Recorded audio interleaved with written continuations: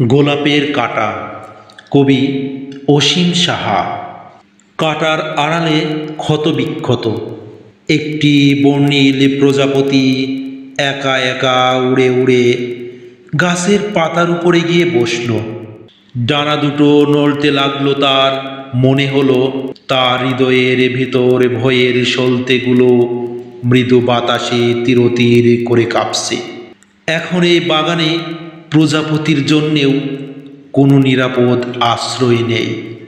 মানুষেরা এখনো স্বপ্ন দেখতে ভালোবাসে, তাই প্রজাপতির ডানায় ভর করে উড়িয়ে নিয়ে যেতে চায় ইচ্ছের সবগুলো ফুল।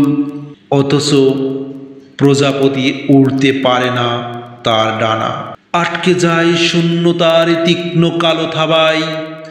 বাগানের যে ফুলগুলোতে আগে কোনো কাঁটার আবরণ ছিল না, যে ডালে ছিল না কোনো কীটপতঙ্গের ভয়, এখন সেই ডালে এসে বসেছে ভয় দেখানোর পোশাক পরা বুনো শুয়োরের দল।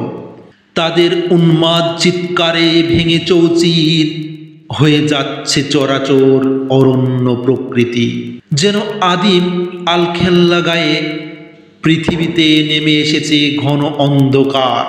তারই মধ্যে সুন্দরের স্বপ্নকে বুকে করে নকশি কাঁথার গায়ে সারাদিন সারা রাত মানুষের বিজয়ের ইতিহাস লিখে যাচ্ছে সহস্র গোলাপের কাঁটা।